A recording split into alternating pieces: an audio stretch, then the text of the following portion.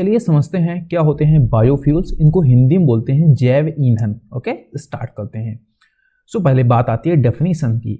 Biofuels are renewable fuels, यानी कि ये नवीकरणीय होते हैं। That are produced from organic matter. Organic matter बोले तो पत्तियों से, जो पेड़ पौधे होते हैं उनसे, फसलों से, ठीक है ना। एग्रीकल्चरल वेस्ट, जैसे आपने गेहूं है, मान लो गेहूं का ये पूरा पेड़ था, ठीक है ना, यहाँ गेहूं लगा था, इसको हमने काट लिया, इस बाकी हिस्सा है, इससे हम बायोफ्यूल जनरेट कर सकते हैं। ठीक है, तो रिन्यूएबल क्यों हो रहा है? क्योंकि फसलें तो हम हर साल उगाते हैं ना, ठीक है ना, तो उनसे ये बार बार हम इसको जनरेट कर सकते हैं। किसको? बायोफ्यूल को। ये क्लीनर ऑप्शन माना जाता है। किससे? अगर कंपेयर करो फॉसिल फ्यूल से, जीवाश्म ईंधनों से। ऐसा नहीं है कि जब आप इससे जनरेट करोगे, बायोफ्यूल से जब एनर्जी जनरेट करोगे तो उससे पॉल्यूशन नहीं होगा, पॉल्यूशन होगा लेकिन कंपेयर करोगे तो कम होगा, ठीक है ना। They are considered a cleaner alternative to fossil fuel because they produce lower level of greenhouse gas emission. ठीक है, तो यहाँ पर ये सैंपल दिया गया है, ठीक है ना। आप गन्ने से या फिर स्टार से, मक्के से, या फिर लकड़ियों में जो सेलुलेज पाया जाता है, उससे हम क्या बायोफ्यूल्स को जनरेट कर सकते हैं। ओके, स्टार्ट करते हैं। पहला समझते हैं एथेनॉल के बारे में। ये क्या है? एक बायोफ्यूल है, ठीक है। इसको कैसे जनरेट किया जाता है? जो फसलें होती हैं ना, गन्ना हो गया, मक्का हो गया, बार्ले हो गया, ठीक है ना, इसमें क्या पाया जाता है? इन फसलों में पाया जाता है शुगर और स्टार्च, ठीक है ना। इसके क्या करते हैं? फर्मेंटिंग करते हैं, किण्वन करते हैं, ठीक है ना। फर्मेंटिंग करके हम जनरेट करते हैं किसको? एथेनॉल को। फिर इस एथेनॉल को हम मिला सकते हैं गैसोलीन में। गैसोलीन समझते हो? मिट्टी का तेल नहीं, गैसोलीन बोले तो पेट्रोल, ठीक है ना। इसको हम पेट्रोल में मिलाकर इसको हम यूज कर सकते हैं। जब आप इसको पेट्रोल में मिलाओगे तो क्या होगा? इसमें जो एमिशन होगा ना, जो भी उसको जलाने से वो कम होगा, ठीक है ना। जो निगेटिव, जो खराब गैसें होती हैं वो कम निकलने वाली हैं। साथ में इंजन की परफॉर्मेंस भी अच्छी रहेगी। दूसरा आता है बायोडीजल। बायोडीजल क्या होता है? ये भी एक बायोफ्यूल है, ठीक है ना। इसको जो वेजिटेबल ऑयल होते हैं, एनिमल के जो फैट होते हैं, ठीक है ना, या फिर जो हम खाना बनाते हैं ना, कुकिंग ऑयल होता है, तो जब यूज करने के बाद फेंक देते हैं, ठीक है ना, उसका यूज करके हम बायोडीजल जनरेट कर सकते हैं, ठीक है ना। It can be use in diesel engine without modification. इनको डीजल इंजन में भी यूज कर सकते हैं, साथ में इसको मिला भी सकते हैं, ठीक है ना। आप इसको डीजल में मिलाओ, ठीक है ना, blended with petroleum diesel to reduce emission. चाहो तो आप डायरेक्टली यूज कर सकते हो, चाहो तो आप इसको मिला सकते हो, जिससे कि जो एमिशन होता है, ठीक है ना, वही ग्रीन हाउस गैसेस का एमिशन या और जो गैसेस एमिट होती हैं उसको कम किया जा सकता है। आगे समझते हैं बायोगैस का। इसके बारे में आप जानते होंगे गाँव में, ठीक है ना। बायोगैस जो गोबर गैस प्लांट होते ही होते हैं।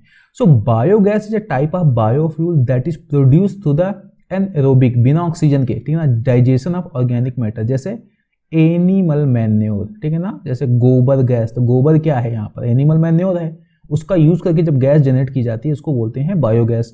तो साथ में इसको सिर्फ गोबर से भी नहीं, फूड वेस्ट या जो सीवेज होता है, ठीक है ना, जो इंसान का, उससे भी हम बायोगैस जनरेट कर सकते हैं। लेकिन इसमें बेसिकली क्या होती है? बेसिकली इसमें मीथेन गैस होती है, ठीक है ना, किसमें? बायोगैस में।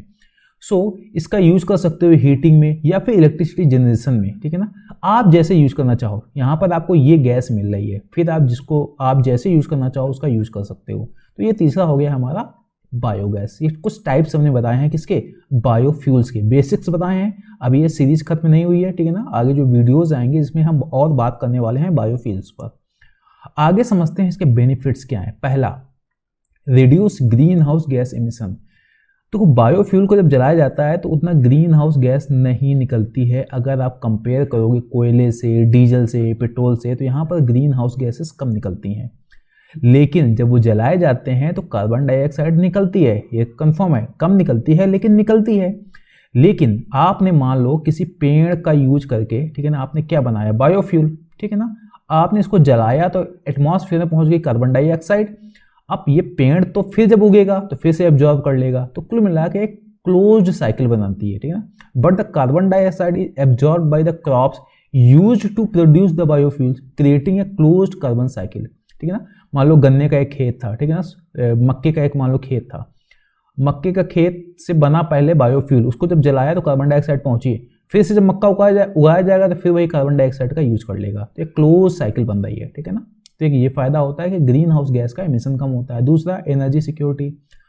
अब हमारे देश की मान लो भारत में ऐसा होने लगे, बायोफ्यूल बहुत जनरेट होने लगे तो हमें क्या होगा, जो फॉरेन सोर्सेज जो हम क्रूड ऑयल इंपोर्ट करते हैं उस पर डिपेंडेंसी हमारी कम हो जाएगी, तो एनर्जी सिक्योरिटी भारत की बेहतर होगी।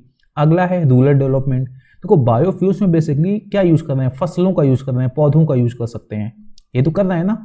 तो ये कहाँ उगाए जाएंगे, शहर में घर के अंदर तो नहीं उगाए जाएंगे ना, कि छत पे लोग उगा रहे हैं, कोई फायदा नहीं है थोड़े बहुत उगाने से।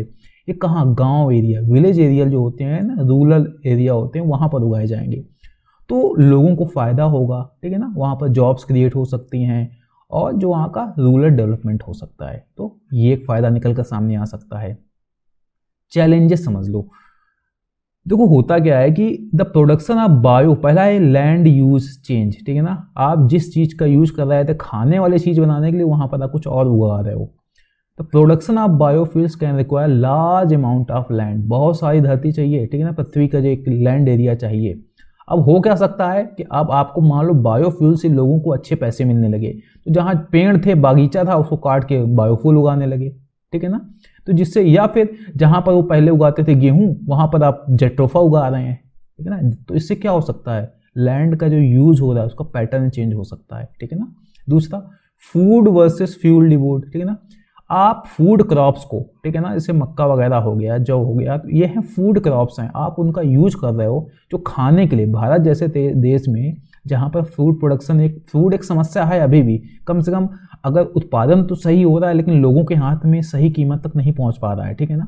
तो एक समस्या तो है ही। तो आप जिस लैंड का यूज करना था फूड क्रॉप्स उगाने के लिए, अब वही यूज कर रहे हो किसको, बायोफ्यूल प्रोडक्शन के लिए, ठीक है ना। तो यहाँ कंपटीशन शुरू हो गया, फूड वर्सेस फ्यूल, आपको ईंधन चाहिए या खाना चाहिए, ठीक है ना। तो यहाँ पर एक कंपटीशन हो सकता है कि रियल में जो चीज़ हम खाने के लिए उगा रहे हैं उसको हम ईंधन के लिए यूज करेंगे, वो भी तब जब भारत में भूखमरी है, ठीक है ना। अगला है सस्टेनेबिलिटी।